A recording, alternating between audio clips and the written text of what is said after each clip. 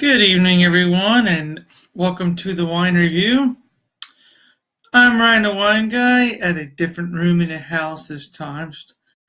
Every few episodes I'll go around. Sometimes I'm on that end, so actually it's not the first time I've been in this room, but it's the first time on this view. I am doing Ravage, Night's Fall Dark Red Blend out of California, 2014. It's a blend of Cabernet Sauvignon, Petite Syrah, Syrah, Merlot, and Zinfandel.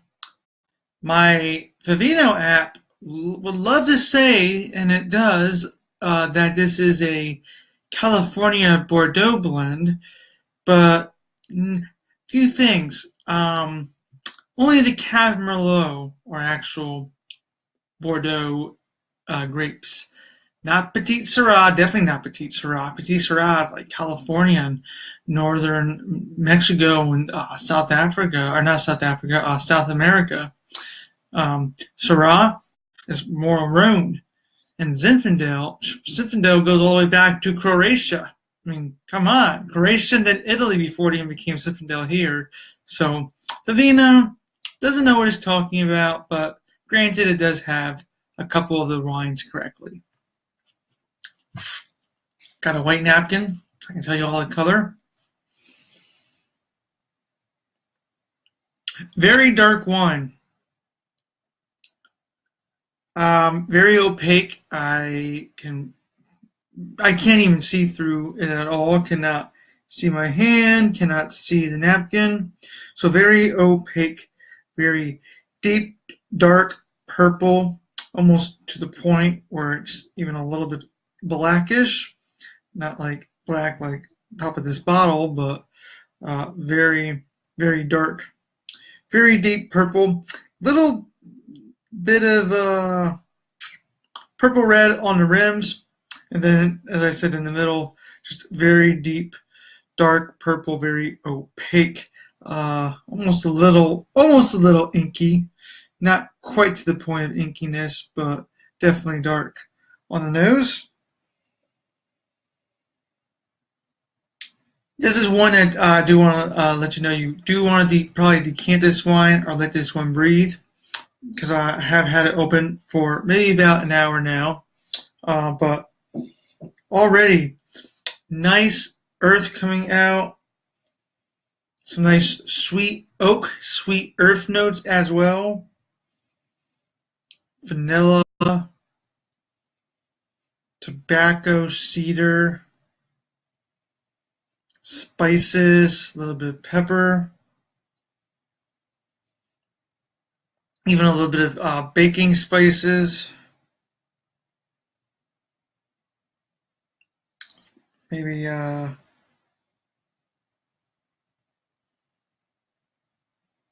like some of those spices I was talking about, marjoram, maybe a little bit of clove in there.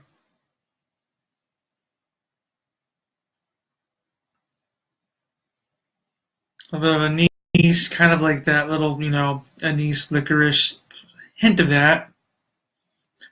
Fruits are blackberries, dark cherry, plum.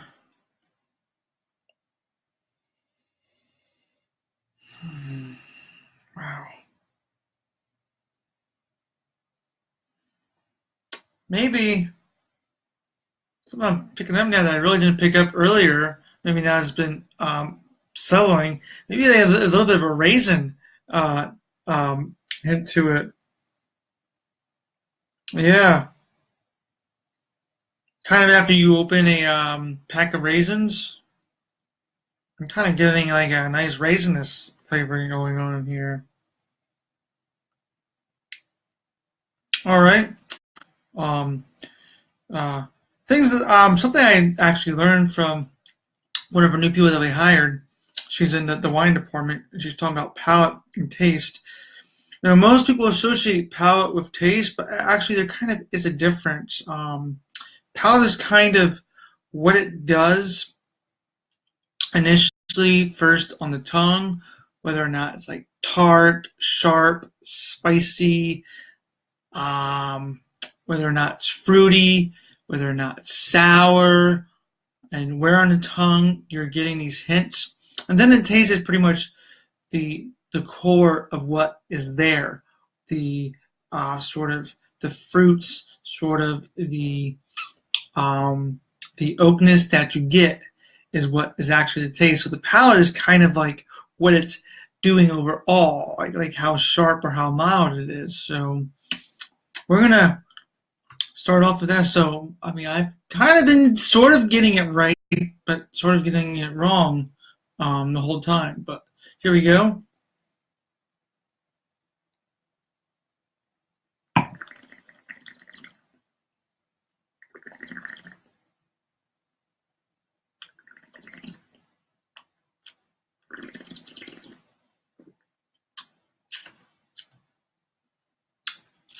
So it does go down very smooth, very easy to drink.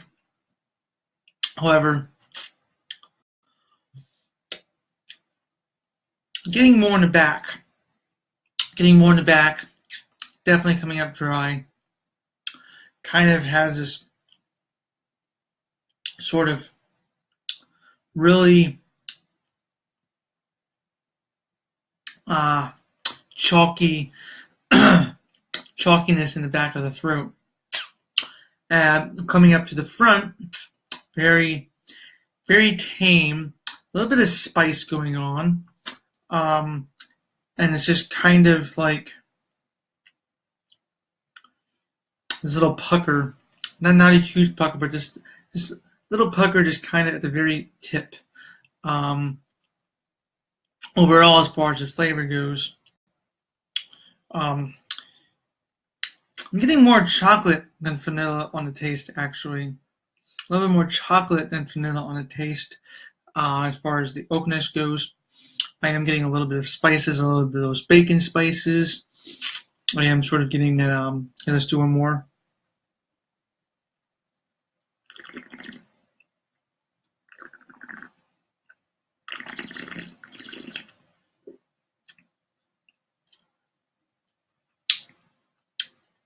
Dark cherry, blackberry, a little bit of blackberry, some plum, just little hints of plum. Not a big hint of plum actually. I'm kind of getting more of those like dark fruits. So blackberries, dark cherries,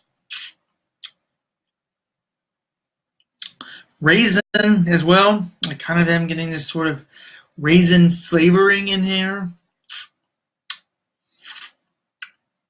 Kind of sweet oak,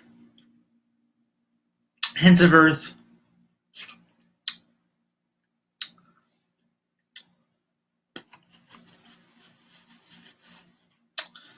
And a very nice finish. Decent finish, more on the plus side. Kind of what is being left on a finish. I am getting that kind of chocolatey raisin, like a chocolate covered raisin sort of finish left over. Not sort of, I mean, it's not like an overly sweet wine. Definitely comes across as a little bit fruity. I want to say it's overly dry. I mean, it definitely does have a dry side in the back. You can feel in the back, probably with a small amount of Syrah and Zinfandel come in, I do kind of get this very burning sensation in the back. So there definitely is a dryness that kind of sticks in the back. But as far as up front, really getting that oakness, that fruitness, those fruitsness, that chocolate, that raisin.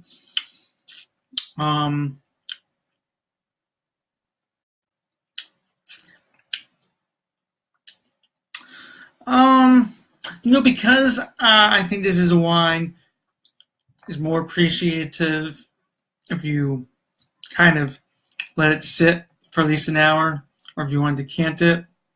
If you drink it right away, like I did at first, when I first got it, the first glass I had, it was probably as much as I have in here right now, just to sort of like try it out. I wasn't a huge fan of it, and that's why I usually like to wait to do my wine reviews until after I've had it a little bit, because I feel like if you're truly going to have wine, you're probably going to at least have a glass and then wait some time to have another one. So that first glass is just kind of like something to drink now, but you won't really get the true components of the wine until much later.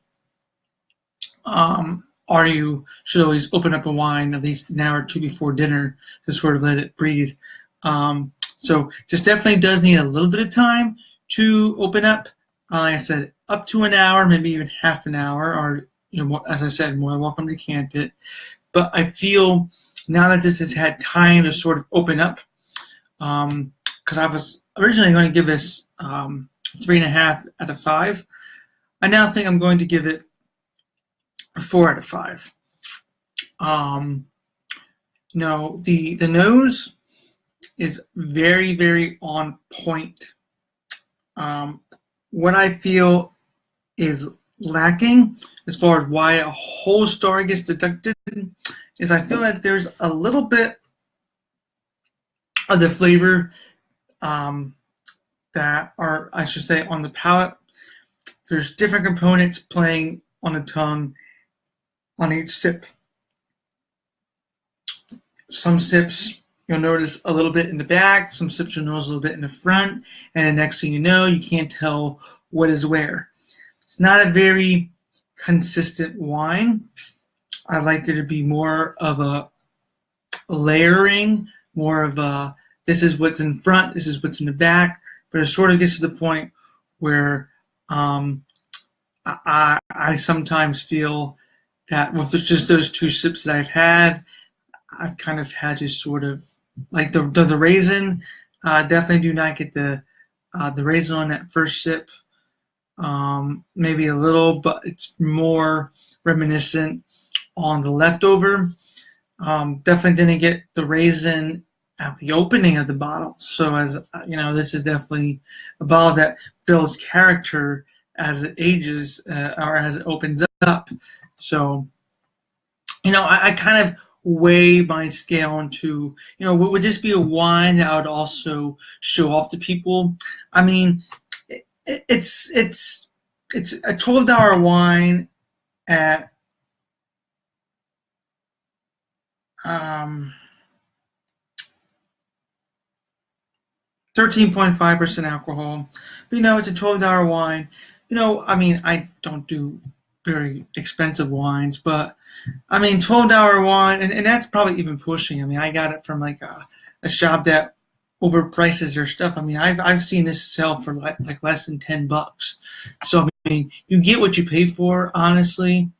But I mean, it's not terrible. Like, I mean, I enjoy it for a good, $10 wine, maybe $12 depending on where you buy it from.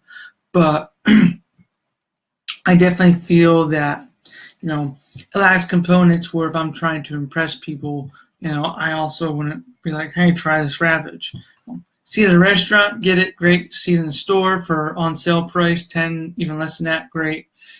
But I wouldn't necessarily go out of my way to look for it. I mean, I'm sure you can find it almost anywhere, but I think for the price point, there are more wines that are more consistent, that you can sort of not try to jumble around on your tongue, dancing on the tongue. That's what I like to say a lot. Trying to figure out what's dancing on your tongue, because one sip it could be raisin, next sip it could be chocolate, next sip it could be dark cherry, next sip it's like what am I tasting here? Now it's almost just like I'm just drinking like a superfied alcoholic grape juice, which is good, by the way. I mean, like I said, I enjoy this wine, but consistency is a big key for me. And if a wine is kind of different every sip, and then I can get new components, I'm kind of like, well, I'm not missing something here. It's this wine is just lagging behind and try to catch up.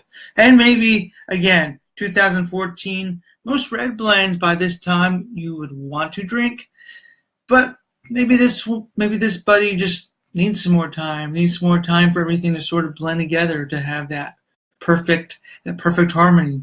So that's another thing I'm thinking of. Maybe it's still probably considered too young, especially when you got Cab, Merlot, Petite Syrah, and Zen in there. Five grapes to make up that. So we'll see. But 4 out of 5, still not bad by my standards. 4 means go buy it, go try it, but get a couple and leave one aside for a while. I'm Ryan, the Ryan guy, Ryan the wine guy, or Ryan Wine Dane, and I'll see you in the next video. Cheers.